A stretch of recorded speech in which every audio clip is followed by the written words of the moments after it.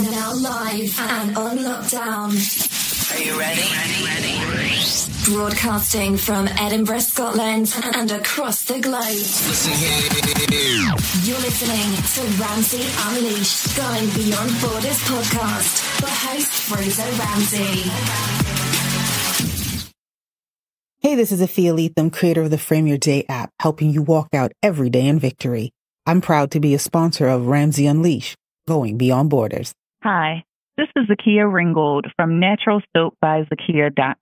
Proud sponsors of the Ramsey Unleashed, Going Beyond Borders podcast. And welcome to another edition to Ramsey Unleashed, Going Beyond Borders podcast. A bit of a spontaneous one tonight. It is a night time and evening. I won't tell you what day it is, just have to pick an evening if you're keeping it generic. Catching up with a guy. I met a guy through a group of Christian podcasters, a guy called Ira Mark Smith. But we'll talk about how he got his name Ira. He goes by Mark. But it's a very I kind of had a chat with him earlier to find out about his name, and I decided, oh, this is interesting. He told me about it, so we're going to hear that interesting story how he got that, how he got the name. But he goes by his middle name, Mark. Ira is a former wrestler in more independent, but also a bit of has wrestled a lot of famous wrestling names you'll hear about during this interview. Hear about his bringing up. He went through a bit of a tough time being brought up, and also his faith and how wrestling with his own demons, and how he's now got a book. But we'll probably have to do a part 2 with this guy because he's got a lot of stuff to talk about. And a lot of and hopefully in the day, and what he's gone through will inspire somebody listening to this and will feel challenged in their life to overcome maybe what they're going through in a similar way, and how he has done the same through his life and what he's been doing. So, Ira Mark Smith, welcome to the Ramsey Unleashed, Going Beyond Borders podcast. How you doing? That was such a great video that where it was coming on, Ramsey. The intro, right? The intro. Yeah, the intro. I mean, I am so intimidated. That was better than, that was as good as WCW. That was fantastic. I was just waiting for Tony Schiavone to say something or Jim Ross to go, what a slobber knocker. So anyway, it was fantastic. Well, so let's just might as well just dive in. Let's talk about. Let's talk about the first thing we're going to talk about. Let's just talk about the funny story. How did you got Ira? Let's talk about how you got your name. Let's do that. Well, like most people, you're named after someone. Unfortunately, or fortunately, whichever way you want to say it, the man I was married. I say married. My God, I've been married to Brenda for 31 years. Oh my, boy, this is spontaneous. You can tell. CTE, I'm already claiming it. Anyway, so the doctor that delivered me, that said, hut 1, hut 2, hut, and then I came out, like an athlete would. And so his name was Ira Slade. But he didn't like Ira. His nickname was Dutch. And he was a cool-looking guy, a great doctor, great heart. He became a minister later on. But I was named for a man that didn't even like the name himself. So, but I say it this way. My parents got divorced after 30 years. My mom was a great stabilizer. She gave me a normal childhood in many ways. My dad, we'll get into it, abusive, all this kind of stuff. They probably didn't talk much about the name. They probably looked at Dutch Slade as I came out of the womb, and they probably said, Dutch, what's a good name? And as a joke, he probably said, you can call him Ira. They said, okay, done deal. That's probably what happened. So you've got a name named after the doctor who delivered you. Basically, he wouldn't even use the name. That's right. But you go by Mark Smith. So where did the Mark part come from? I had an Uncle Mark. Right. So, yeah. I do not ever remember having a grandfather. Okay. I was the youngest of 5. I really don't remember many uncles, maybe 1 or 2. I have a brief memory of sitting in Uncle Mark's lap one time, and I had to be a little runt at that point. Little. But I remember I do remember something about, I know the fact he was good to me. And so that's where Mark came from. Cool. Let's dive into a little bit of your life. Now, obviously, we've been once. You said your mum brought you up as best you can, but you also said that during the sort of in life, we all go the first. You get up to your age of 5, and you roughly 5, 6. You started going to school, and you start the usual stuff. I mean, what was life in general up until your sort of maybe early teens, like education wise? I mean, obviously, where did all this sort of the was it all right? And then the abuse you're telling about your dad, it was a bit abusive to you. Where did that sort of kick in? Yeah, I really don't remember them not fighting. Right. As a kid, it was always, I used to have a little name for it called the 11 p.m. night at the fights, because that's generally when it was really going strong, about 11. And as I said, my mom, she was really the provider, and she and I talk every day. My dad passed of cancer, and one of my brothers and I actually buried him with a shovel. Now, burying your own father. There's a lot of things about my dad I didn't like. Till today, there's a lot of things about my dad I don't like. He was a racist. He had a lot of prejudice toward people that were different. I used to hear him say things that I really have never said myself.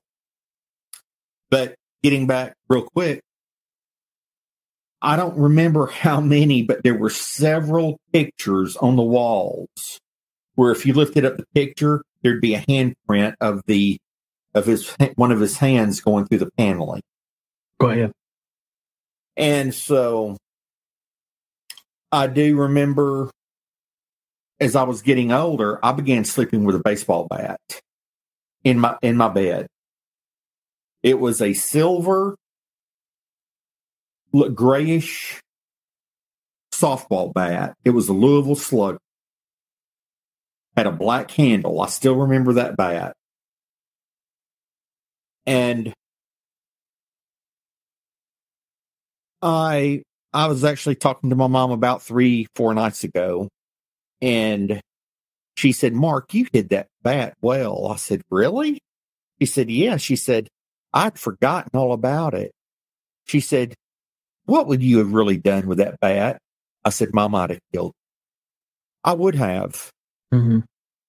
And my dad, one of the few memories as a child with my dad is he gave me a cigarette. No kidding. And that kind of seems very strange in today's society, but that's one of the things I remember. But it's a very uncertain life when you've got a parent coming home. You don't know what's in store next, because anything that happened bad at the gas station is probably going to set him off at home. And I found out later, he was beaten with chains as a child. Right. So it's a kind of common theme. Yes. And I can say luckily, well, I won't say luckily, it's got to be more of God himself, but I'm just so glad that my kids have not had to live in that. They've not had to live in that kind of fear. So what were your folks generally arguing about? What kind of was the tipping point of when you're giving all that stuff? My dad was a womanizer. Right. He owned a business in the same respect. With the customers, he would have a great heart, and he would just let them take advantage of it. Maybe that's why he was like a bully at home. He in some way had to revenge that feeling. I don't know. But we were definitely, we kids and my mom were definitely an outlet for his frustration. And But the womanizing and money and spending, things like that. And I know the womanizing is absolutely for real. He told me, and he died and never knew. He told me he had a hernia surgery. Right. And he had a pillow over his midsection. And he was high as a kite one day. I went by to see him. He was high as a kite. And we began just talking. And he started telling me where he would meet the women. And he was laughing and telling me everything. And it was very strange to me because I didn't know whether to rip his head off or just let him continue to incriminate himself. But I just sat there and let him incriminate himself. I never went and told people what he had done, what he told that day. But it's very strange, Frazier, when your dad actually confesses his womanizing to you. Very strange. So when did he die? How old were you when he so passed? Okay, when he passed away, we were living in Texas. There was somewhat of a I guess a reunion between us. My dad, I don't know how else to say it, so if it's okay with you, he was a BS artist. He really was. He could he could sell ice to a Eskimo. Okay. As the saying goes. He could. But I just got to the point where when I'd had kids and Brenda and I had been married a while, right. I got tired of him carrying on junk all the time on the phone. Oh, yeah. Trying to be this charming guy. And I finally told him, I said, look, when I ask you how you're doing, I mean it. I want to know how you're doing. If all you're going to do is joke instead of having a relationship, then I think it's best for my kids for us just to stay away from it. Cool. So how old were you roughly when he passed? Let's see, I'm 50. I was born in 66. My birthday's December 4th. So I'm either 56 or 57. My math's not computing right now. Anyway, I think I'm 56. But I would have been probably, I'm going to guess, 40-ish. So 40s, not too long. There. Okay, not too bad. Long ago. Yeah. Got you. So let's go. During your sort of teenage years, what got you, I'm guessing school, what got you into, when did you start like wrestling or what, when did you, or what your kind of, I don't know, what were your teenage years like? Right. Were you a good kid? Were you kind of out causing trouble? What were you, what kind of guy were you when you're maybe leading your teens leading up before you came an adult? Yeah. My senior year in high school, I remember I was taking a typing class. I fell over on the keyboard because I was drunk in class. And I spelled something like Rubischluben or something like that, something weird. And when the teacher asked me, she came and she actually grabbed me by the hair, but in easy. She didn't rip or nothing, but she grabbed me by the hair and lifted me up. And she said, Mark, what is this? I said, it's a foreign language. She said, son, just go back to sleep. And she laid my head back on the keyboard. I think by the time I was in high school, everything at home, all the stuff that had happened, I was frustrated. I really was. I had to have an outlet. I didn't handle things well. I was always, if I ever fought anybody, I was defending someone else. Mm-hmm. I had no idea when I hit people, and I hit a few, but all I know was I would be mad. I would hit them one time and they'd go down on the ground. It was later that my friends would tell me when I would hit somebody, they would elevate off the ground a little bit. They would go back. And so I thought, that's kind of a neat skill. I did some training after school or after work at a local boys club. boxing, that kind of thing. But I was able to develop some hand speed. And so in high school, if I saw someone making fun of someone else or trying to hurt someone else, I would step in, pop, pop. They'd go down. If I wanted to play with them a little bit, I would just jab them for 5 or 10 minutes. One of the coaches pulled me off to the side. He said, "Mark, number one, I'm glad you took care of this guy. But if you ever use those skills again here at school and beat somebody like you beat him," because I probably hit him with about 15, 20 jabs before I just right crossed him and knocked him out. He said, I'm going to have to pop you in front of everybody because I can't make it look like that's acceptable." Got you. I said, "Yes, sir, coach." So I always respect that. But I didn't handle high school well. I did enough to get by. A lot of drinking.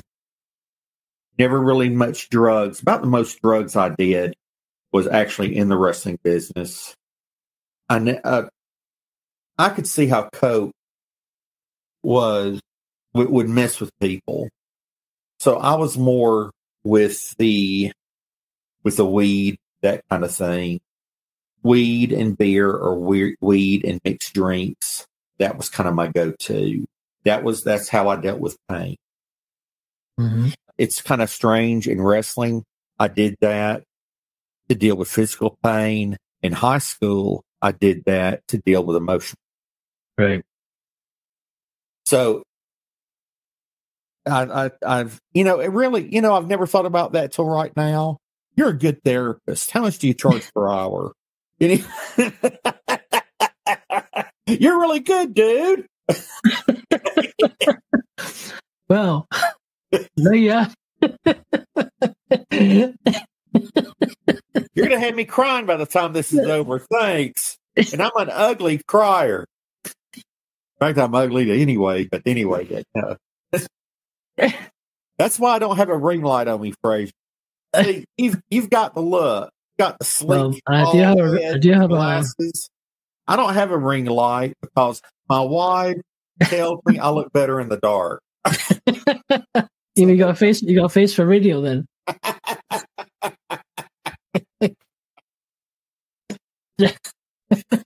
Okay, we'll get.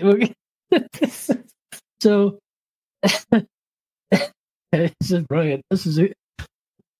Now, Fraser, I got a question for you. Okay, I've never asked you this, and I don't know if anybody ever has. This is a for real question. Right, okay. I think it's very neat. You know, me writing the book and being on your program, and we're having a great time together and all this.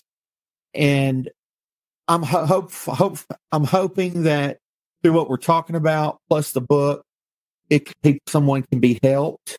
Yeah. That's going through something really bad or whatever the case may be. And it may be the exact same motive for you, but I'm really curious. You're really good at this. What got you into wanting to podcast? Oh, crikey. Right. Okay. It was actually, well, you're talking about the end of 2014. I was talking about it was wrestling related, to be honest with you, because I kind of started listening to Chris Jericho's podcast, Talk Is Jericho. Oh, God. Okay. So I kind of wanted to find out a bit more. Then I got my friend Hugh, and we started the original book before. So then we started doing the podcast side. So that's what we did. So that's how I got into it. I started listening to that. That was way back in 2014. So you're literally 10 years. Like, it can be 10 years. Almost. It's 9 years now. Yeah. That's what got me into it. Yeah. So okay. Yeah, so I just gotta give it a bash and see where it goes, and then 9 years later, Right. Was it like when you did it, it just really tickled that place, or no? I think I just or something. I just sort of try it. I think to see where it goes, and it started off with both of us, and it kind of just yeah, it's more just like we're more just talking about kind of general politics and stuff like that, and it was a little bit un-PC, but it was it was a little bit kind of yeah. So, but eventually, just as time went by, I started to end up because he was married with kids, and I was just interviewing a lot of people anyway. So eventually, it was just time to call it sort of go separate ways, and I just kind of kept interviewing people, and I rebranded it slightly, and that was it. So. Just I just like it, having a good old chinwag and hearing good old inspirational stories, Yeah, you like getting in my business. You gonna make me cry. Okay, I got you. No, I'm kidding with you. To give for real, just to give the audience, I told the real deal on this, the real scoop. When we talked for a few minutes before this, and I mentioned that there would probably be a question or two I'd want to ask you, and that was actually one of them.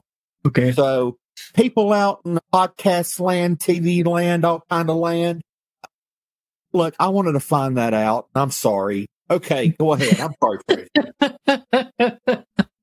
Let's go back to where you are. So you're doing a bit of drugs and things in your early school days, stroke. So let's go expand on that a little bit.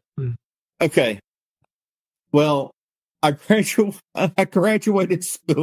high school, and I decide, okay, I'm going to go to college. Or I'm told, my best impersonation of my mom, you're going to go to college, young man. Okay, I'm going to go to college. So I went to college, and I still was not over that phase. Let's see. What did I do? There you are. I'm sorry. I bumped my mouse by accident. I got confused on the courses. I thought biology was beerology. Okay. And I thought John Adams was Jack Daniels. And so I got confused on this.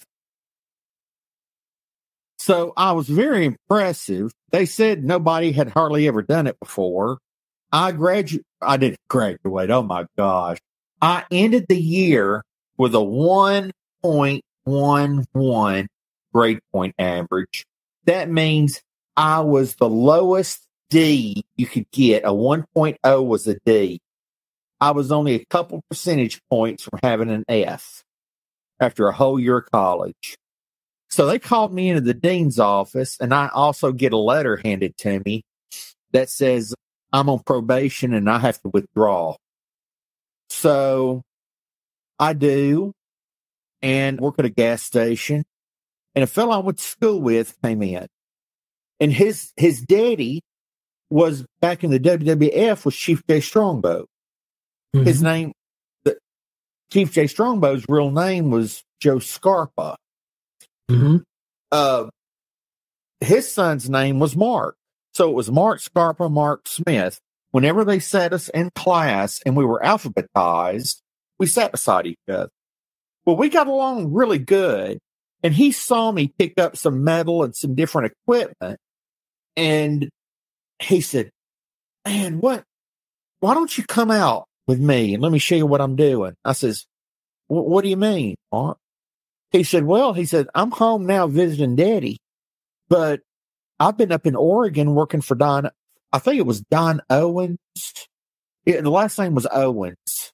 And he ran that Northwest wrestling promotion, the Northwest Territory.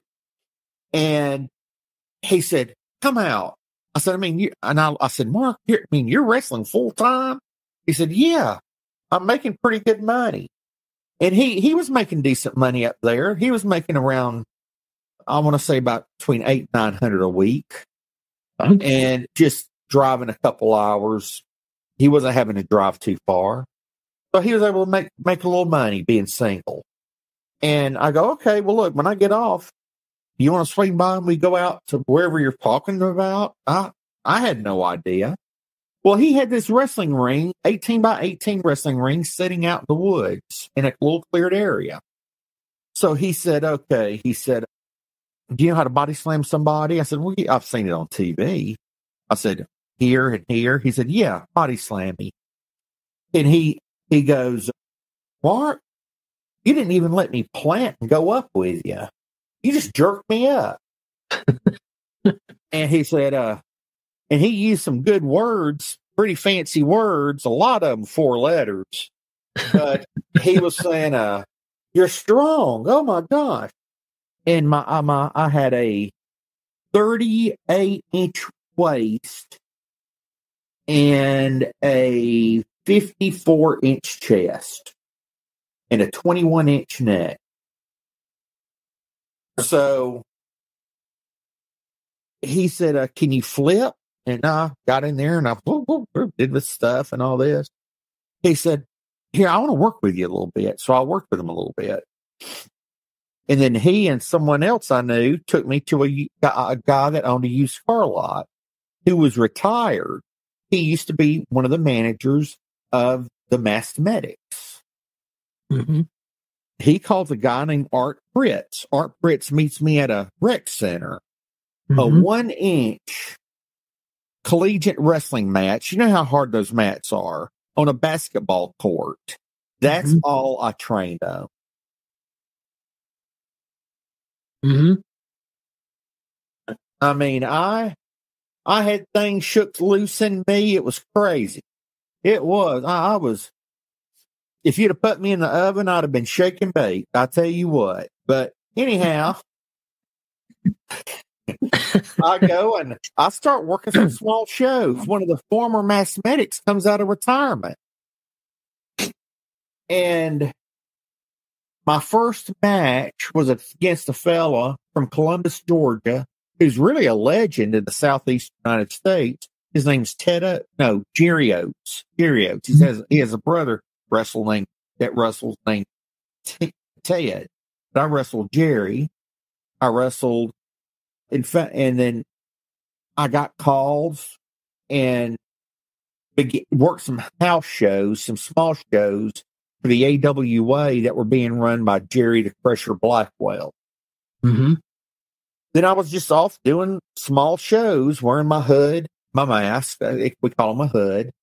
And sometimes I would work twice in a night, one with the hood, one without. I'd have 2 sets of gear.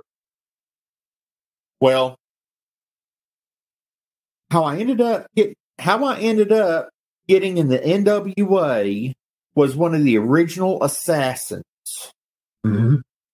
Jody Hamilton. I called Jody Hamilton and I said, Mr. Joe. He said, and he had this deep voice. Yeah, Mark, what do you need? I said, Mr. Joe, I'm going broke doing this wrestling thing. And I said, you know that ring I bought? And I spent $1,000 and bought a 16 by 16 ring. When I say 16 foot by 16 foot. Mm-hmm. And he said, I know the ring you're talking about. He said, I've wrestled Andre the Giant in that ring. I said, cool. I said, well, Mr. Jody, I just want to sell it. I'm broke. I'm desperate. He said, Mark, I'll make a deal with you. You bring that ring, or I'll come down and we'll get the ring together, bring it up here and set it up. I'll take care of all the maintenance, and something big is about to happen. And since I've known you and seen how you were, you're going to be a part of it. And I mean, Fraser, I'm so broke. Mm-hmm. I mean, that sounds good, but to me, it was just so disappointing. I needed cash. Mm-hmm. He calls me about 3 weeks later. He says, Mark, can you be in Cleveland tonight? And I said, well, yes, sir. Cleveland, Georgia. And I knew he had run shows in Cleveland, Georgia. I go, yes, sir, Mr. Joe, I can be up there. I'll leave here about 3, be there by about 5. Is that okay? What time's the bell? He said, Mark, I'm not talking about Cleveland, Georgia. I said, well, what you talking about, Mr. Joe? He said, I need you to come by CN Center and sign your contract to pick your airplane tickets. You're going to be in Cleveland, Ohio tonight. And, you know, I'm very composed. I think I do something like this. You know, I'm holding my phone. Mm-hmm. Back then it was a regular phone, right? But there were no cell phones. And I try to keep my composure. So naturally, he tells me that, and I go, ah! And I'm freaking out. So I pack up all my gear, run up to the airport or CNN, go to the airport, fly out, get there, walk in. Sid Vicious over here. Wow. Over there, Ron Simmons, Hacksaw Butchery, the Freebirds over here, the Midnight Express over here. I mean, I thought before I walked and started getting dressed, I was going to need to put me a Depends on because I was scared to death.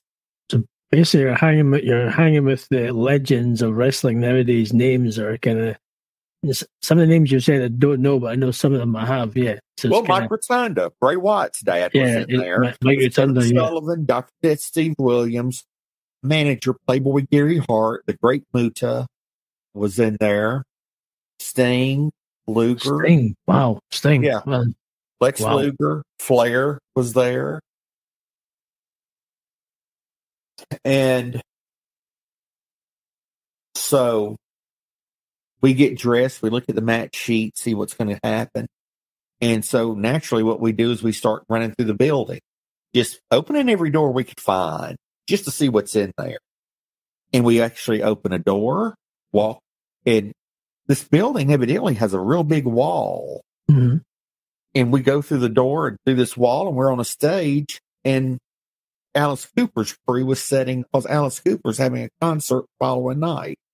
And I'm thinking, I have just, I feel like I'm in the Wizard of Oz or something.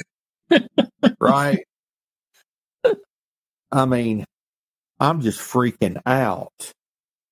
And that's actually how I got into the wrestling business. I had bought a ring, doing small shows, and then Jody Hamilton, he calls me, says, I want you in Cleveland. From there, it was just building relationships. It seemed like every night I was working on the road, Terry Funk would walk in, hey, brother, and just start dressing right beside me in the chair next to him. Terry Funk. Nikita Koloff. Ivan Koloff. The Road Warriors. Road Warriors, wow. Oh, they love hot dogs. Come to find out. Hawk would always want hot dogs before they wrestled. So we would be standing and watching out of a black curtain, just watching probably no more than through a little peephole like that, make through the curtains and see them what's happening in that match. And Hawk would go, hey, you want a dog? Well, if Road Warrior Hawk asks you if you want a dog, you don't tell him no. You say, yes, sir, Mr. Hawk. Yes. So, I mean, I'd have went and killed a dog and made him a hot dog if he needed one. So, what was your kind of characters in the? Obviously, you've just signed, and what was your kind of characters? Obviously, wrestling's it's a character, a bit of a character. So, what was your sort of persona for wrestling when you're doing it? Okay. And were you sort of heel face? So obviously, heel's a bad guy. For those who do the wrestling, face is a good guy. So, what was your kind of looking back at some of your early matches? They brought me in as a clean cut guy. Right. Okay. And so I was running as a face quite a bit, and I would be going against Rotunda, the Varsity Club, the Steiners, all them Varsity Club, Road Warriors, because even though people would cheer for them, they were considered still heels. Abdullah the Butcher, the Iron Sheik. Let's see who else. Let's see. Hot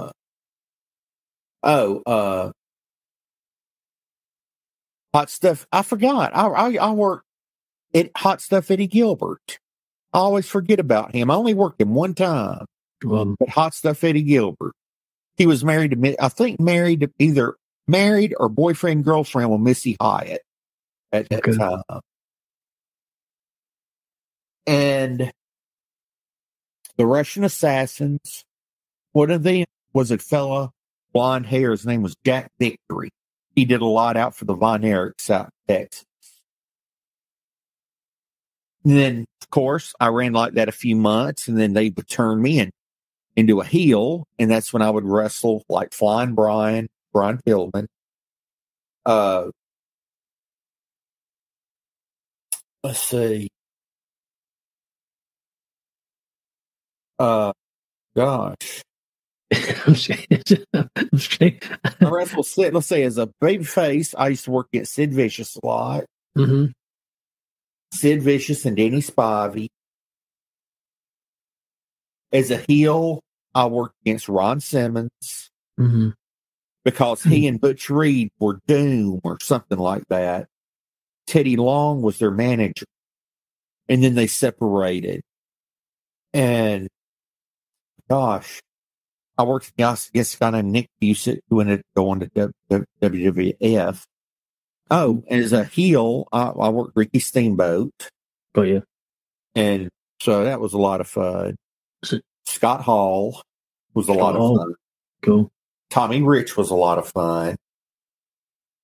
So during that time, obviously with your early struggles with sort of dabbling in hash and weed and all that, or weed and drink, how did that sort of fade out and you got the concentrated, or is it kind of obviously seeing in the industry back then, I'm guessing, and probably there's a lot of alcohol or drugs or especially steroids going around. I mean, how did it affect you and how did you, I mean, that's probably just a touch on the surface, you know? Yeah, well, when I finally walked away from the wrestling business, I could have been facing 20 years in prison. Right. I don't tell everybody that. Yeah. Sheriff Richard Cantrell, he's passed away now, of Spalding County, Georgia. Mm-hmm. The Georgia Bureau of Investigation had me on tape buying steroids. Right. When I walked away from the wrestling business, I knew I'd be away forever. That killed me. Mm-hmm. I just thought it would just kill me. You're asking, how did it affect me? Yeah. Obviously, you're around it every day because I suppose back in the day, you used a lot more steroids more than you probably sports. I mean, yeah, it was. Yeah, there were no wellness programs. Let's say that. Exactly. It wasn't like, like your broccoli and cucumber. Yeah. And you knew, I mean, you knew in the dressing room who was doing it, who wasn't. Mm-hmm. You also knew who you could buy it from. You knew who were the most expensive ones to buy it from, who were the cheapest, who had the better quality. I mean, for me, there was some Deca and some D-ball, testosterone test. And I almost started dabbling into horse hormones because some of the wrestlers were working on horse hormones. Horse hormones. Yeah. So no joke. I'm trying to get my head right now about horse hormones. It's just, now, I'll tell you what, I would make a joke. But I want you to take me serious. I'm trying to take you serious. I get horse hormones. That's the most random. The only what the heck? What does horse hormones do to you? The normal grow like crazy. I know what you're thinking. Don't go there. I'm gonna have to. Okay. Brief. Right. So you. The only thing bad about the horse hormone is after about your third cycle of it that you've done, every time you see some hay, you want to go get you a bite of it. And you want grain and wheat, not barley and all that. I have to say that is the most random. Crikey! Wow. Horse hormones because they make you bulk up more than normal. Right, exactly. And I can't be. But the thing too, Fraser. Though, I mean, you say on this session we're about to run out of time. Oh, it's all good. There's no time. I'm enjoying this. Okay. There's no rush. This is okay.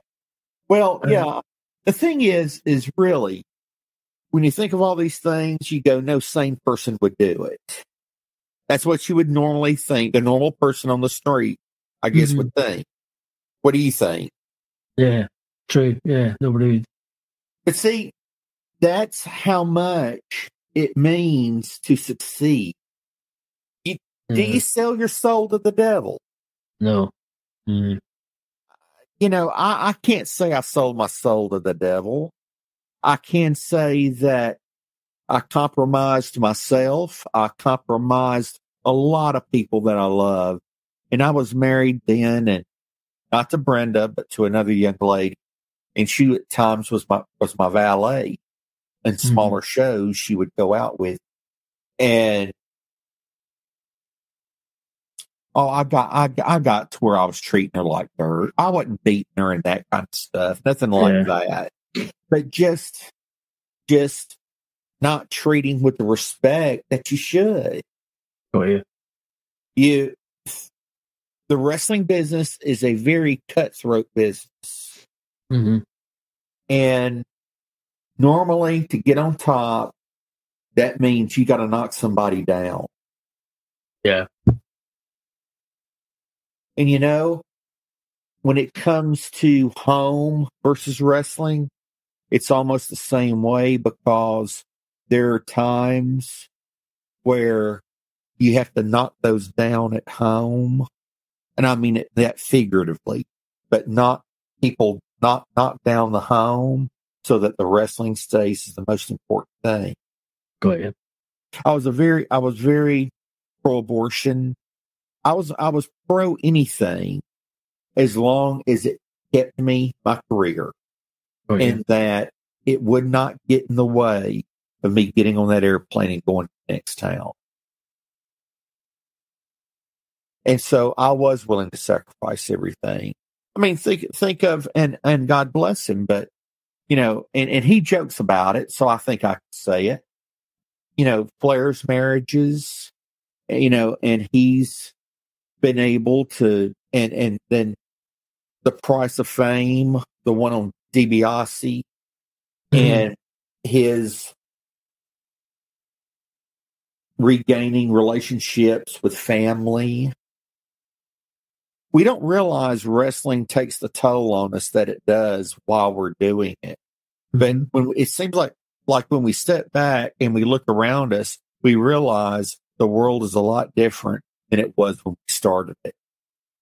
And the problem is what we did. The people out there still love us, our family. We're the one that betrayed them in so many ways. And so, in my book, I mean, really, if you want to say, who is the villain in my book, it's me. Good. So before you were going, let's say they said how many years were you wrestling for on a period? Okay, I wrestled 4 and a half, something like that. And then years later, I stepped back in small stuff to help train and had a few matches that way. Now, since then, I've had both hips replaced, knee replaced, and I think I'm going to get back in for a farewell for one or two now. But I've already taken some bumps in the ring, and I know all my artificial joints can take. That's all right. You told me a story a while ago when we were having a call once, and you talked about you were wrestling Sid Vicious, and you talked about that he'd been in the gym, he'd taken some bad steroids or something. Oh, wait a minute. Yeah. You know, they all got bad juice at one time. And, but I've always said this, we say it's Sid, number one, I love Sid to death. So I'm not meaning this derogatory. There was no health wellness program. I mean, the business, so cutthroat, so political. Sid did what he had to do, just like every other big wrestler. And I'm going to tell you, if I had Sid's height, I would have done the exact same thing. Oh, yeah. Okay. Just below 6 foot. I'm like even with Flair when Flair was wrestling in the 80s. Okay. Oh, yeah. Flair's not a tall guy. Mm-hmm. Neither is Steamboat. Oh, yeah. But Sid's a monster. And I don't know why, but it almost seemed like people, when they worked Sid, little guys, they would try to get stuff over on him or whatever. And I'm going to tell you, no kid, I think one night I was like in West Virginia and Huntington and Charleston. And what they should have done was taken one of those numbers like they have on the back of airplanes, the call flight, the plane number or whatever. Yeah. They should have painted it on my rear end because I think he threw me from Charleston and I landed in Huntington. I mean, that man could launch me like, I mean, I'm telling you. So that man could throw me so far, I'd have to wear a seatbelt just so I'd feel safe. That's how far he could throw me. Anyway. Are you able to tell the story about because you're wrestling him, they had to ask you to do certain things? Yeah, he was hurt bad, bless his heart. And so and he was coming up for the belt. You don't, if you want to be a good company man, you don't try to take advantage of hurt nobody. And I mean hurt him. Of course, Sid could have killed him. But I mean, as far as, emotionally or through job wise, you don't want to hurt nobody. I did. Now there's a lot of people out there that would. I would. And Sid, we had a great match. He did the things he wanted to do, and Sid's one of those guys. He's so big, it's best to work with him than try to work against him. I mean, it's just, a guy's almost 7 foot tall and built like, I mean, the Incredible Hulk. very, very huge. Huge. What are you going to do? So, I mean, I wanted to work with him, and I got to tell you, this is when I found out that Sid was such a good guy. Was if I was going to wrestle against somebody in for the first time, and normally a big guy, if Sid saw it, he would look at the guy, he would walk right up to us and go, "You take care of him." Yeah, I'm going to get hurt some, sure. But you don't have to try to break my arm or break my leg or break my neck. And that's really what he was telling the guy. Or he would tell the guys. And I thanked him so much. And if I saw him today, I'd want to tell him thank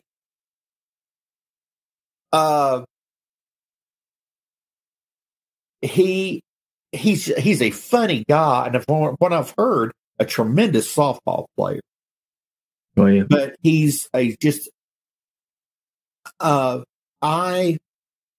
think the world of Sid.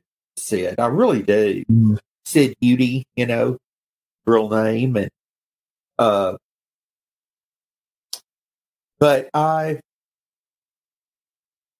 can't say nothing bad about him. Look, so when a man like that takes care of you so that you can work and make money the next night, how do you fault a guy like that? Yeah.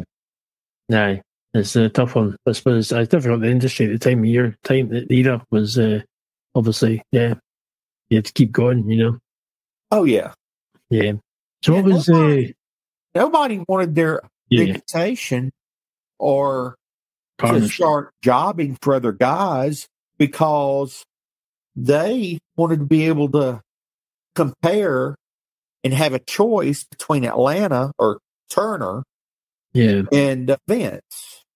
Aye, Vince McMahon. And so if you were working for one of those promotions and you were a big star and then you just start losing all the time, look, the other company can't take you. And you just all of a sudden you're at the top of the heap. Because people are going to look at it and go, the guy lost over there. He's winning all the time over here. So we've got one weak organization and one strong organization.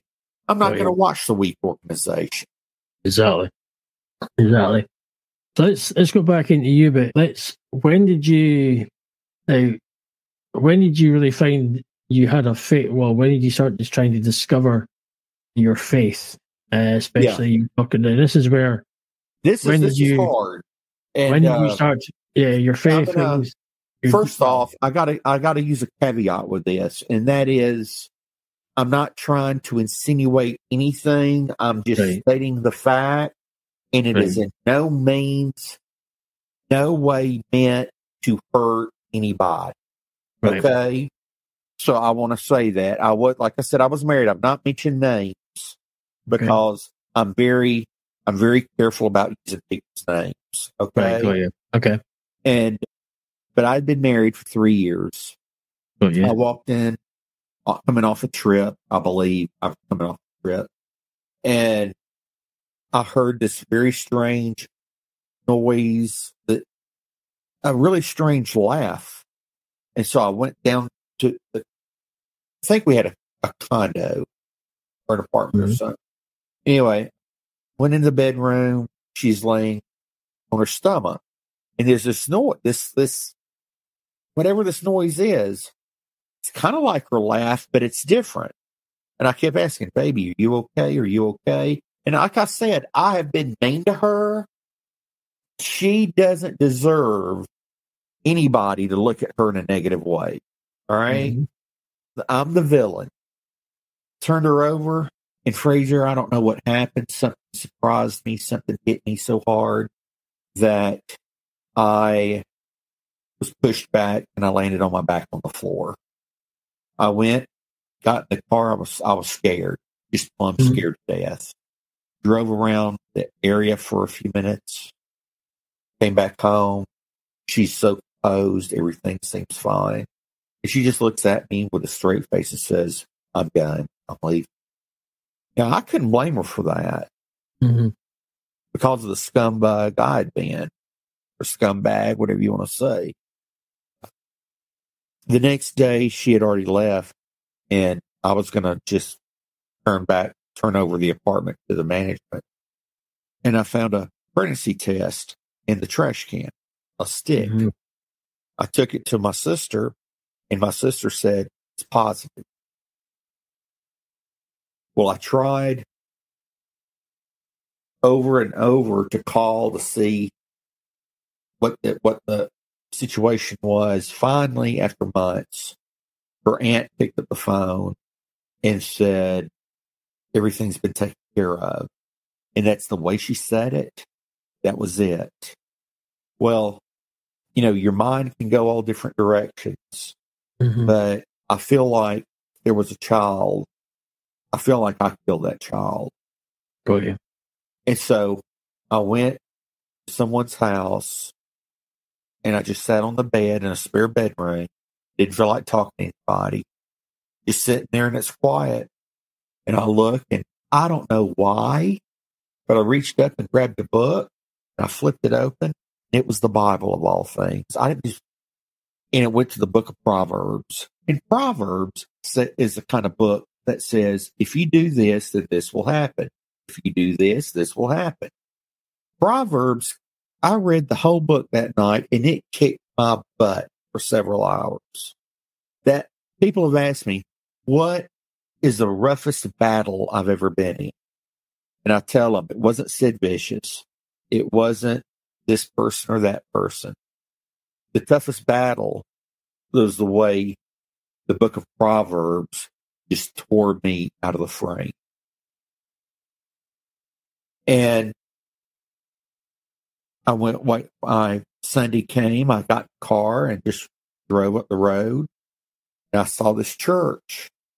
Drove past it 2 or 3 times, just turned around and driving past it. Finally, I stopped, went inside, sat down. I got so sick at my stomach sitting there, I had to run outside and throw up on the front lawn. Came back in, had to go back out, throw up on the front lawn again. Third time I walked in, I was watching my watch, and about 30 seconds or so before service started. I walked in there. I clamped my hand against the side of the pew. They started singing a song. The name of the song was called Lift Jesus Higher. It was a chorus. I remember that. I don't remember them finishing the song because they said I had got up, almost ran to the altar. I just went down to my knees. It literally felt like somebody took a water hose and my navel, my belly button, connected it, and everything got flushed out. That was at 10:30, 10:40 in the morning. Somebody taps me on the shoulder. I looked up, and as a real young kid, it was my next door neighbor. He was a pastor. That was his church. I didn't know that was his church. Oh. So I said, Mr. Lewis? He said, hey, Mark. He said, I was surprised to see you coming down the altar. I said, where's everybody? He says, oh, they've been gone a while. What time? Well, what time is it, Pastor Lewis? It's 1:30 in the afternoon. Let me go buy you lunch. And then I started walking into the church door. Then Brenda, I meet this late girl, Brenda. She and I are sitting in a service out in a tent. And it's about 6 months, 7 months later. And I say, God, I'm wondering, if I'm going to get married again, but if I don't need to, that's all right. Just, if you would, tell me something. Let me know something. Well, this woman that was behind us, Fraser, I ain't lying. You've seen people, women, that their hair is white, then it gets that little bluish tint to it. This woman was so old, her hair looked like a Smurf. All right. I swear she went to the prom with Abraham Lincoln in the 1840s or 1830s. Yeah, the blue rinse. Yeah. She might have been drafted into the War of 1812. I'm not sure. She said, I have a word for you. I said, yes, ma'am. She said, what you prayed for, the answer is right beside. And that was Brenda. Oh. And we've been married 31 years. 31 years. Wow. And for my dad to be a racist the way he was, mm-hmm. and to use all the names he used to use for people of different color. Mm-hmm. Like I said that earlier, he did things that really bothered me. That was one of the one thing I never thought, Fraser, was today I would have 8 kids. There are 4 that are Caucasian, white. Mm-hmm. There's 2 that are Hispanic. Mm-hmm. There's 1 that's Native American Indian. And then there's 1 that's African American, dark skin. Mm-hmm. So not only did God take me, not only was brought to a better place spiritually, mm-hmm. but the thing is he changed my heart in the fact that all the division that my dad would talk about and use slang names, bad names for people just because they were different. All that was taken away from me, all that prejudice, all that stuff that I didn't even know if I had it or not. But, it's got to be hard not to be prejudiced when you're around such racism and things like that all the time growing up. But it's good not to have that. I mean, talk about free. I've been freed from a lot of stuff. And that is something, that your viewership, those that are watching, when I left the wrestling business and then I'm divorced, I felt like junk. I felt like the statue of an old Mark Smith that was sitting in a junkyard. Not worth anything. Couldn't do anything. Have you got the half the half the dog farm at the back barking away?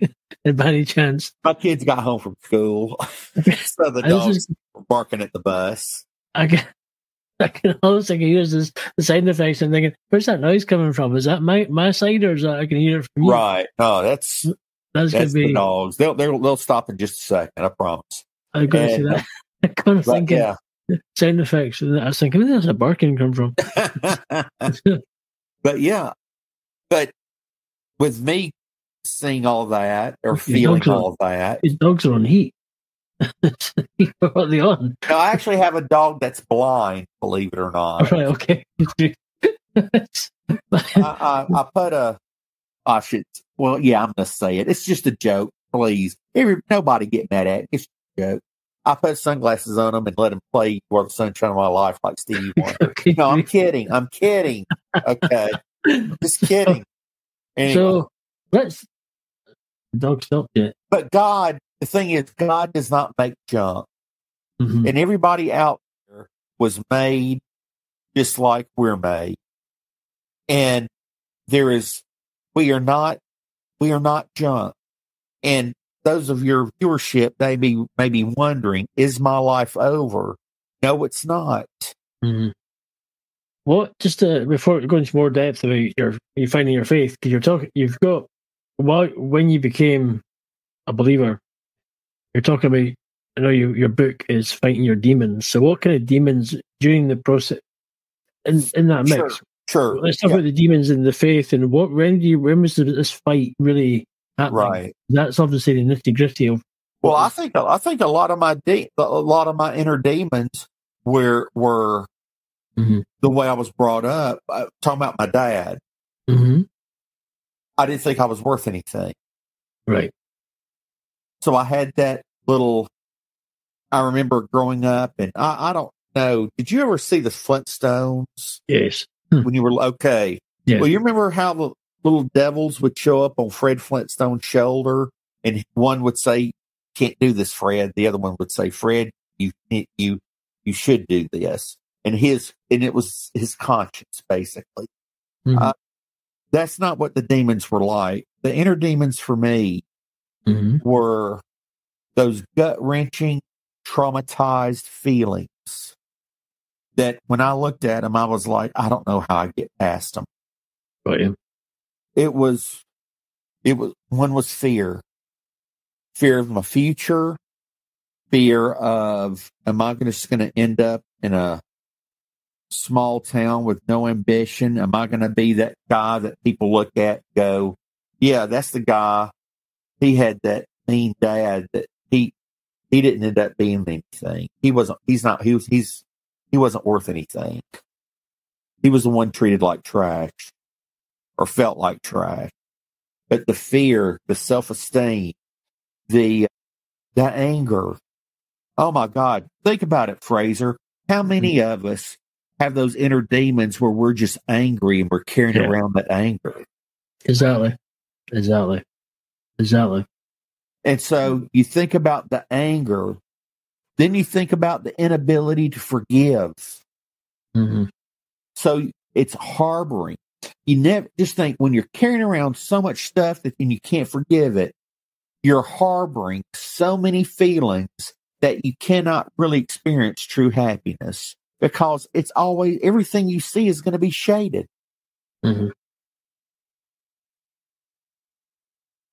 Muslim. And so then, the question is, am I lovable? That was another demon, inner demon. Am I lovable? Am I able to love? Can I really have these people that have it together that I see that seem to really have it together?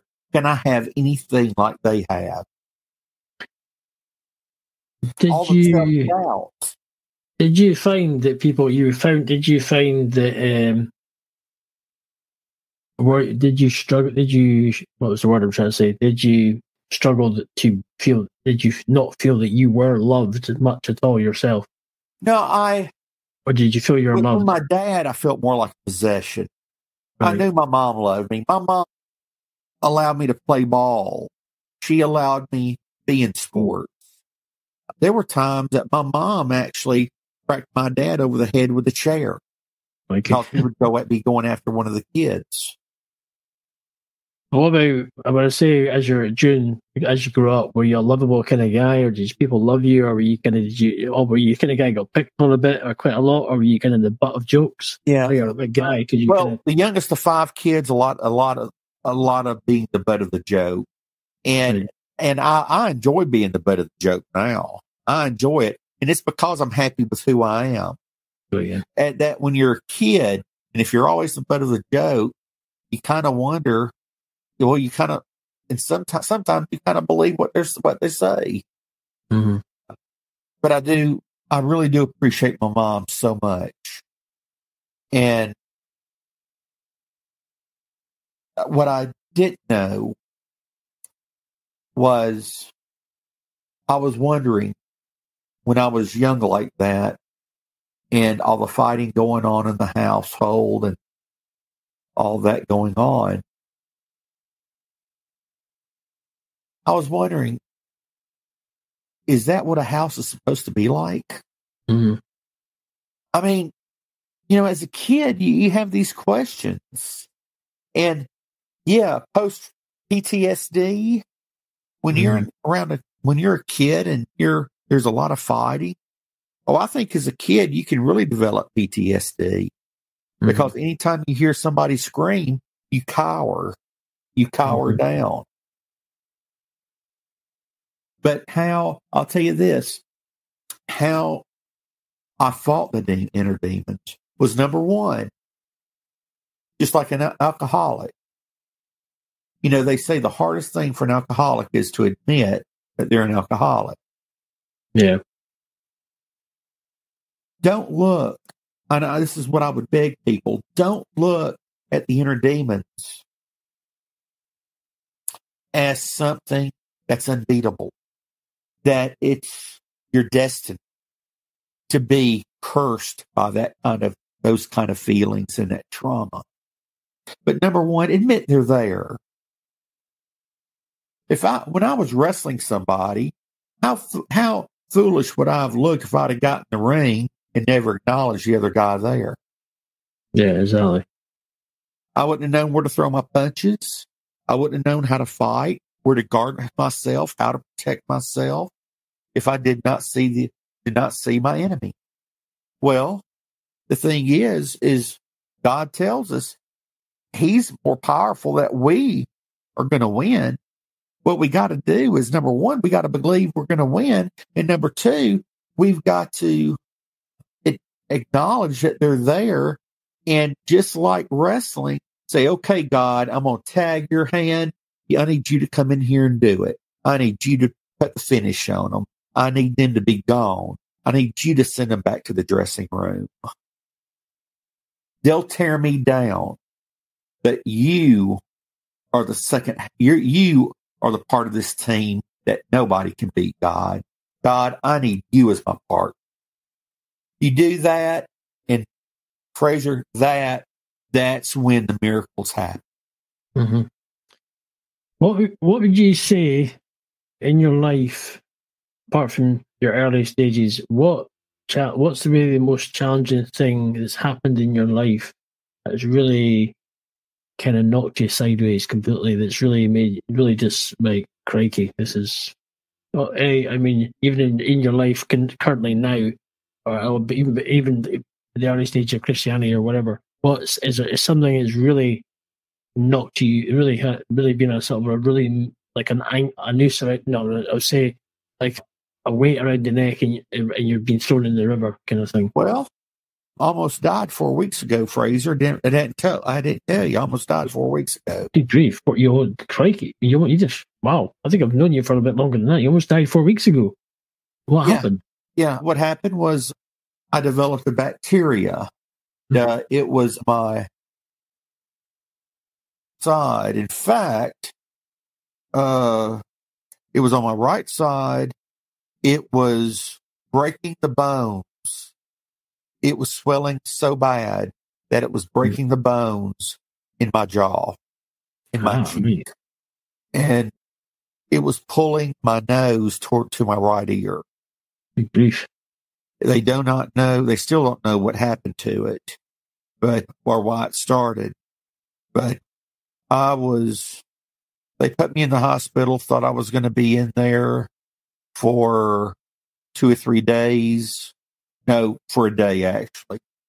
And I was in there for 5.5 days. Good grief. Now, my goodness, you can see the difference. Well, obviously, if people are watching or listening to this in a podcast, you can go to the YouTube video. If you're listening in the audio version, you can see the difference. Wow. You can see that difference? Yeah, totally. It's, wow. So, yeah. So, and, but when my son, Austin, this is when we were living in Texas, my son, Austin, started turning purple one day. And we didn't know why. I had just been told my dad had stage 4 cancer. We were talking. I was in Dallas, Texas on business. I was driving out of Dallas to go home. My wife calls me, says I'm in back of an ambulance. Get back to Dallas in a hurry. The same hospital that John F. Kennedy died in, the former U.S. president. My son was taken to that hospital. They tested his blood, and he had 0 platelets in his blood. He was bleeding to death on the inside. Good grief.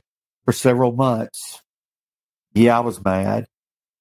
I hit a tree, and I'd go out, take an axe, I'd hit a tree, and probably yell damn it 20, 30 times. Why are you doing this? Why are you taking my son? It was not till maybe 4 or 5 months later, and they had told us that if he scratches his knee, he may bleed out before you get to the hospital. Right. Now you tell me how you're going to keep a 2 to 3 year old kid scratching his knee. Exactly. We one day had a message on our phone. The doctors at the Parkland Hospital Children's Medical Center here in Dallas said, Mr. and Ms. Smith, we're calling. We have new test results on Austin, my son. We do not know how to explain it, but we took his blood this morning and his platelet count was absolutely normal. The only thing we could say was it's a miracle. Wow.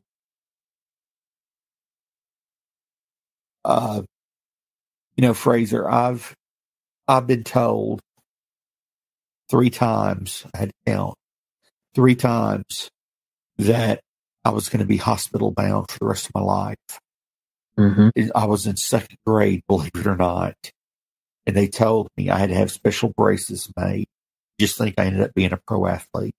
But I had to have braces made. My mama paid for those braces. They told me I would be in a wheelchair by the time I was 12, 13 years old. 12, 13 years old, I began wearing some different braces. Playing baseball, I was a pitcher. I had a 94-mile-an-hour fastball. I was attacked by a man. And when I hit him, put him down on the ground, my pitching hand was destroyed. Right. So, but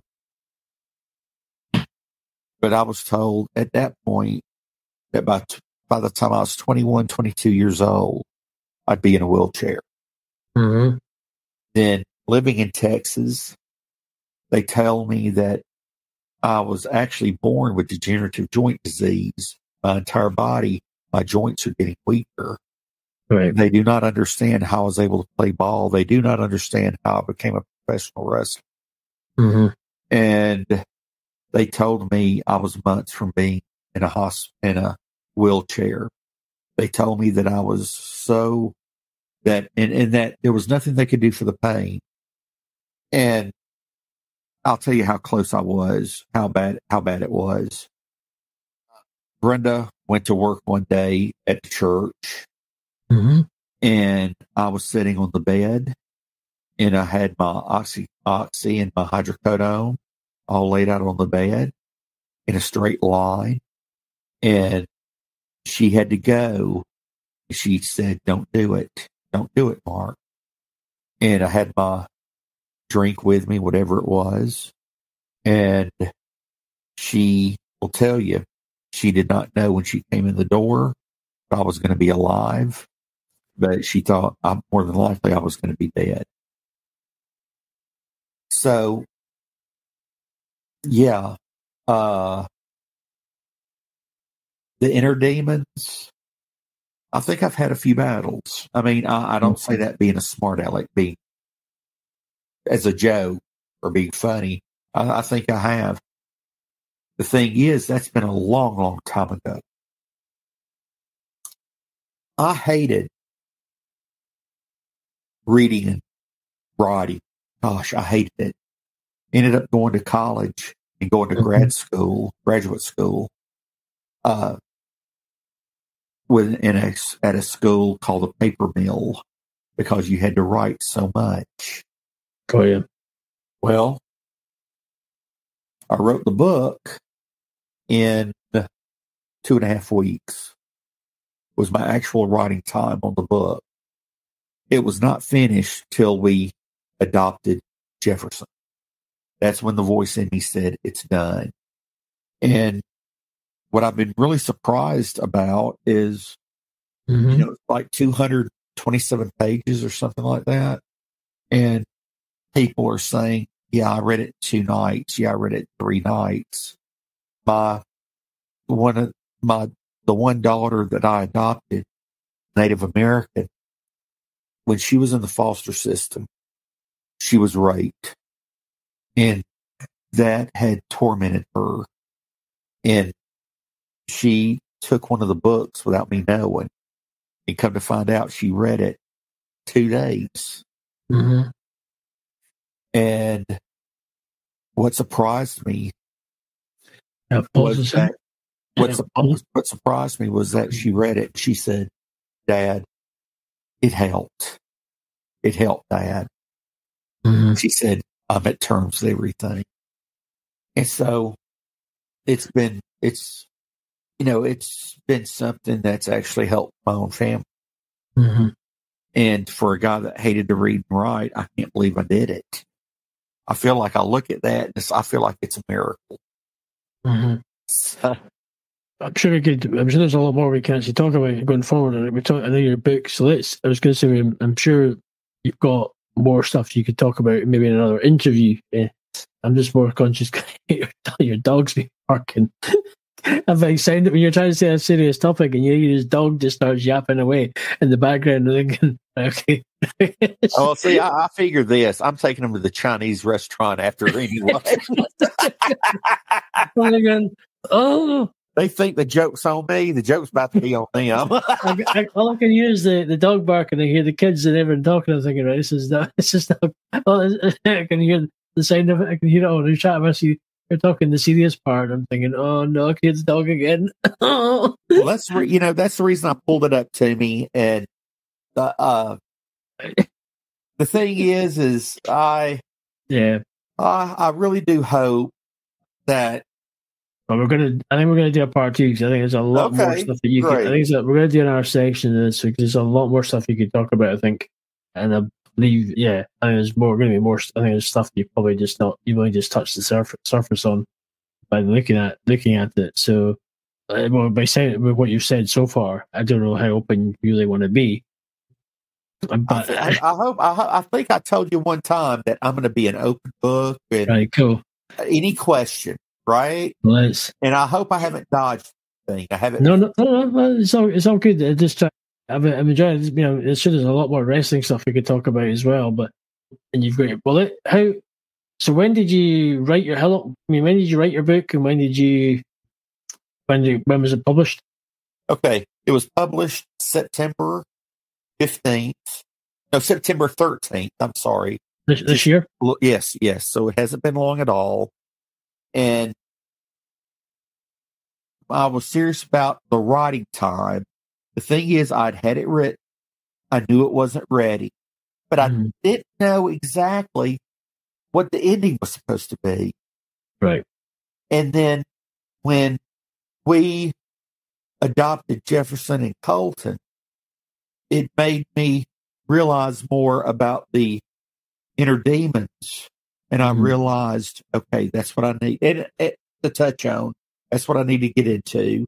And I sat down in just a few hours. I wrote quite a bit about inner demons, fighting demons. And the thing is, what was I doing? I couldn't defeat the demons. It was God that defeated the demons. But what I was doing was wrestling with them. Right. Got you. So that for me, that's why the topic is so pertinent, so important, is because I could wrestle, maybe hold my own, but I could win the battle, not by myself. So let's just do what going forward. Now you've written the book. That's only been recently. Going forward, obviously we're getting close to the end of a year, and you're going to be forecasting for the next year. What kind of stuff are you looking to achieve? Any more goals? And obviously, before 4 weeks, you've just you could have died, but you obviously still got work. God's got work for you to do, and you ain't finished with you yet. So, and that means getting back in the ring again one last time for a farewell thing. You never know. But what are your kind of general? Looking into the next year, what kind of goals or things would you like to try and achieve that you've done this time, but maybe what would you like to try and maybe achieve further and climb that ladder? Well, what I would like to do, and what I'm working on, is I've already got the title and the outline for the sequel. This book. Okay. It's going to be called the Rebuild. Brilliant. And because we talk about the demon, defeating the demons, but when you get those inner demons, when you've won the battle, when God has helped you and the battle's been won, then how do you rebuild? How do you go from there? Yes. So it's going to build on like that. We've already been contacted by some churches that they want to use the book as a study guide into different lessons. So I'm going to be writing a study guide more than likely to go along with it. That if anybody wants it, they can have it. We are also starting the book. I really enjoy speaking with people. I enjoy the connecting. Just like you, Fraser. I have a ball with you. I do.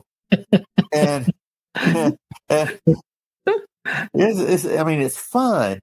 And I hope to be able to go out more to groups, churches, different organizations, conferences, whatever, and be able to use whatever parts of our story that will fit in with their message, their topic.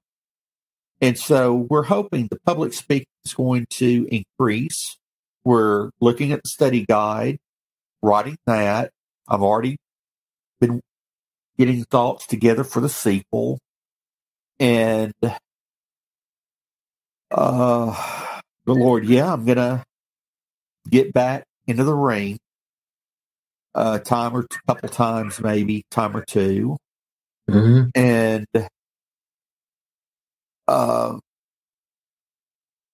got a couple Comic-Con shows or whatever that I'm probably going to be hitting up and doing things with.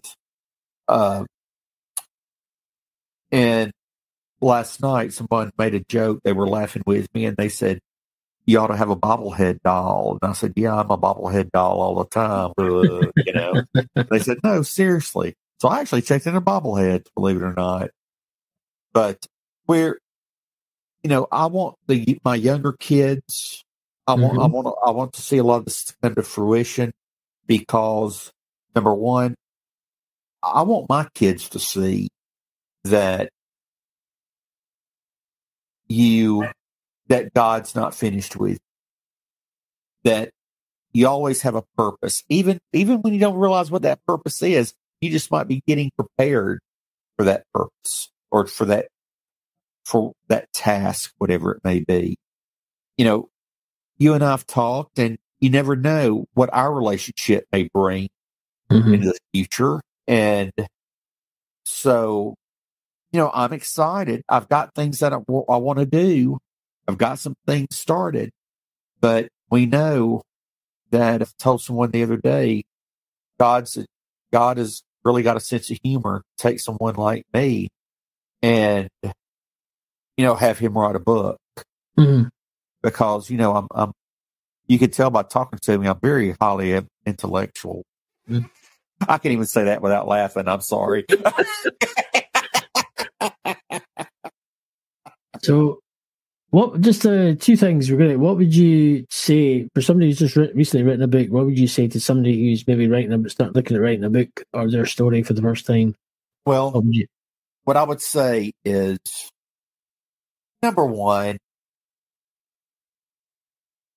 it's got to be more than just writing facts. Don't be writing an obituary. You get what I mean? Fact after fact after fact. There's got to be a meaning behind it, right?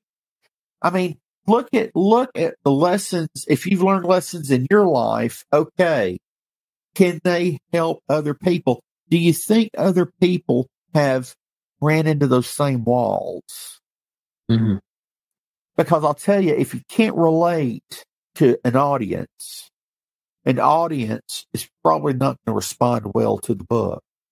True. Yeah. And so what I want to do was with love, with humor, you know, laughing at myself, being the butt of the joke and all this.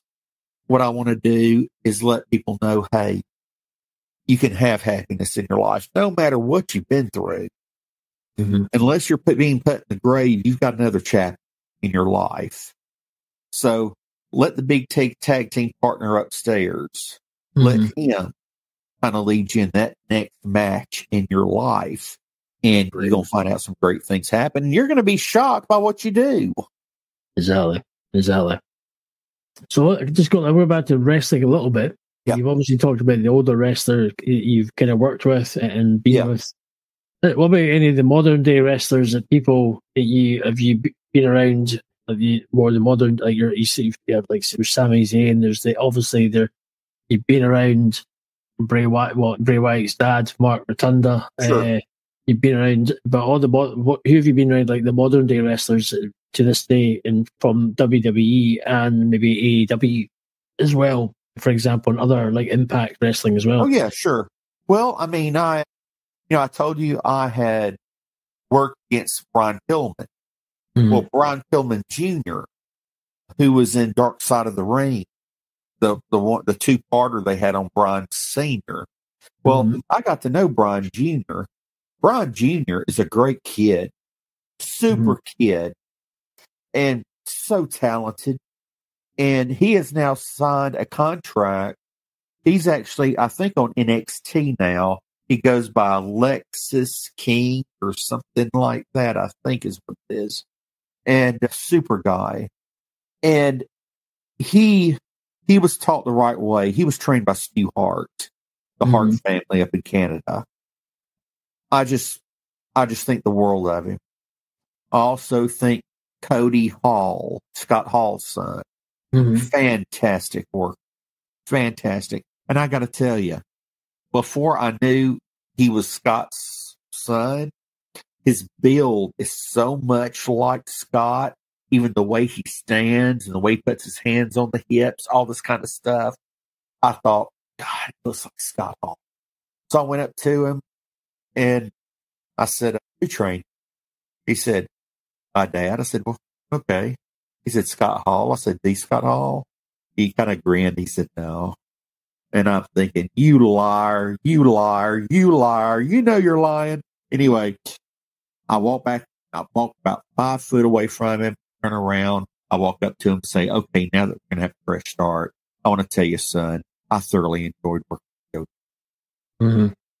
And he said, "You did?" I said, "Yeah, I did." And I said, fall things, the first time I met him, Terry Funk was working Ric Flair. And the match had gotten out of control. I and Scott Hall were supposed to go down and pull them apart. Well, I'm standing at the curtain in gorilla position with Scott. Hey, Scott? He said, yeah. That deep voice Scott Hall had. I go, exactly what are we supposed to do?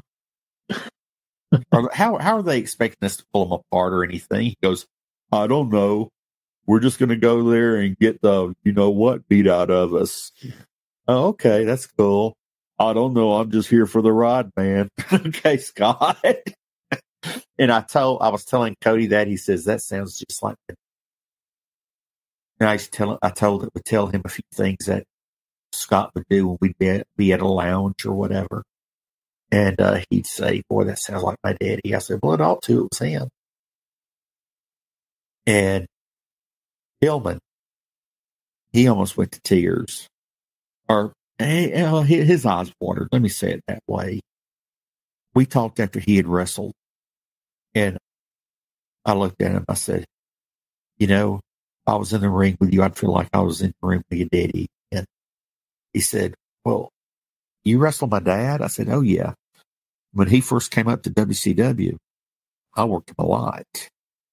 He said, you're kidding? I said, no. I said, the way you jump up and down and get warm in gorilla position, the way you think about the match, the way you're using your arms and kind of through your mind going through the motions, he did the same thing.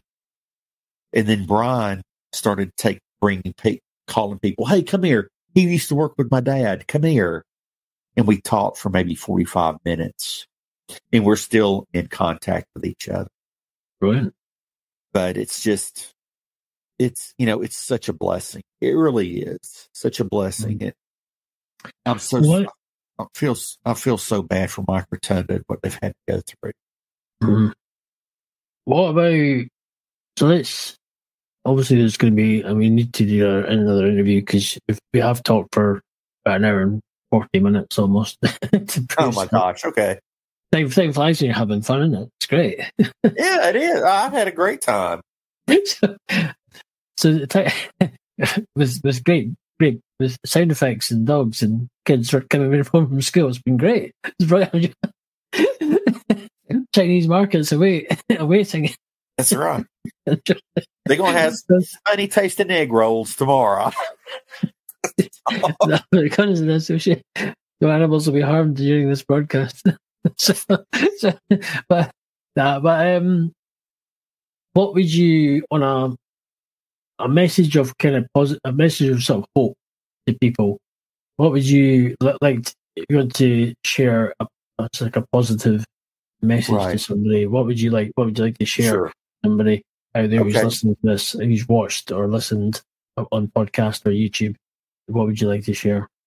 Well, the thing is if you're on a podcast, I would just say, look, be honest and you're going to have a great time.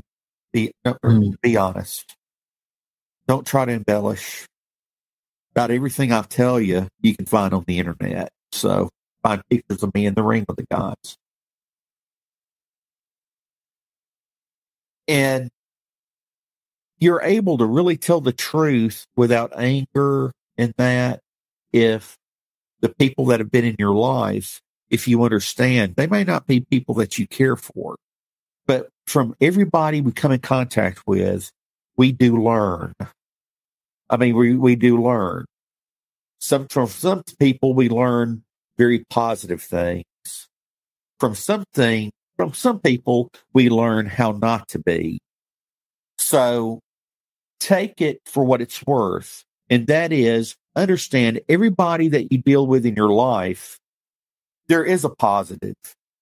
We either learn something good or we learn something bad. And oftentimes, if it's someone and we're learning bad from them, we can see their life and see how those bad, whether they're actions or whatever they may be, we can see how it affects that person. You can almost see that's how my life's going to end up if I go down that road. Take things as learning. If somebody, business wise, screws you, remember this. You're going to be able still to look at yourself in the mirror and be happy about who you are. They can't. Mm-hmm. And again, you just learned how not to be.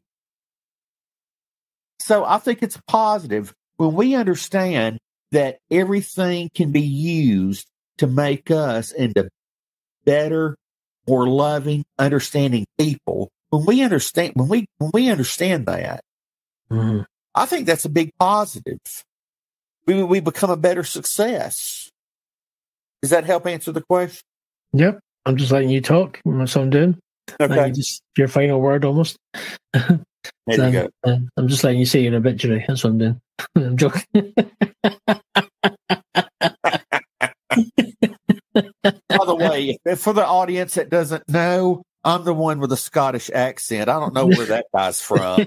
I don't know where. Let me get my finger. I don't know where he's from. I'm from Scotland. Okay. No. Those who have been, whoever's listening, whether or watched on YouTube or listened via Facebook link, LinkedIn, or listened via the audio, the podcast version, in interviewing Ira Mark Smith. It goes by Mark Smith, a former wrestler. We're looking to get back into the ring for a wee bit of a farewell shindig. And we're looking to just to kind of talking about his book, obviously Wrestling with His Demons, talking about his just life growing up and how just the school and obviously and what he's done. He's now pasting for those. We will have his show. He will be able to. We're going to ask him actually. Before I carry on, where can people connect? Fraser, where can people connect with you? I don't believe in cheap plugs, but here. Okay, if you're watching this, you get cheap plugs. So instead of showing for those who are listening, tell people where they can connect with you. Yeah. Tell people where they can connect. Our website is Wrestling with Demons. Okay. GoDaddySites.com. Okay. WrestlingWithDemons.GoDaddySites.com. Now, if you go to Amazon, Wrestling with Demons by Mark Smith, you will find our book. It is red on top and kind of silverish on the bottom, and you see my family on the bottom. Oh, yeah. So I made sure they were real small in case the FBI is looking for them. Okay.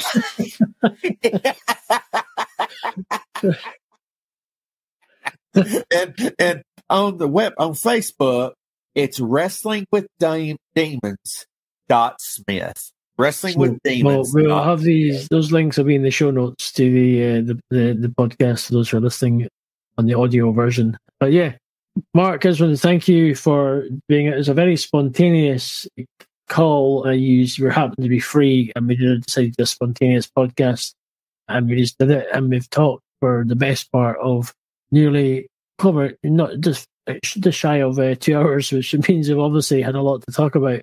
And you've got a good in-depth story. So to those who might be have got time to or do it in sections, it's been great. It's been great hearing your story, great hearing the stories from wrestlers, and obviously just your life and how you've kind of all back and be a support going forward in some way or form from across the pond, helping you, in your next chapter, next book, etc., etc. That's right. Well, I appreciate it so much. For everybody out there, I want you to know Fraser is the real deal. I mean, I have talked to him on and off. You will not find a better guy. And that's really important because sometimes people are really good showmen and you never see the real person. With him, you are seeing the real person. So please support him. Listen, because he is not at all trying to pull the wool over anyone's eyes or anything like that. And he does this because he really cares. So please give him a shout out and let you know you appreciate him. He's a fantastic guy, and he's my brother, and I love him to death. Thank you very much. Well, for those who are listening, thank you. And if you want to connect with Mark and maybe have him on your show and be interviewed, or if you want to get advice on his book or get his book, hey, listen, I'm happy to connect you guys up and you can have a good old natter chinwag on a call, and hopefully you can, get some more advice or be able to collaborate in some way or form. And basically, but I highly recommend getting on your show and interviewing them again and from a different angle, different perspective. But I'll look forward to our second chat at some point, which should be good. And a free dog to the first caller. Yeah, free hot dogs. Get your dogs ready. Get the buns. You get the butter. Get the onions. I'll even give you some kibble. But you a mustard man, or are you more of a ketchup? Right. On that note, listen. Thanks again, and to everybody who is wherever you are in the world, whether it's morning, evening, afternoon, and whatever it is. And as I say, have a great time, whatever you're doing each day. Keep reaching for the top, and until next time, we'll catch you on the flip side on the next show. And you take it easy. All the best. Bye for now.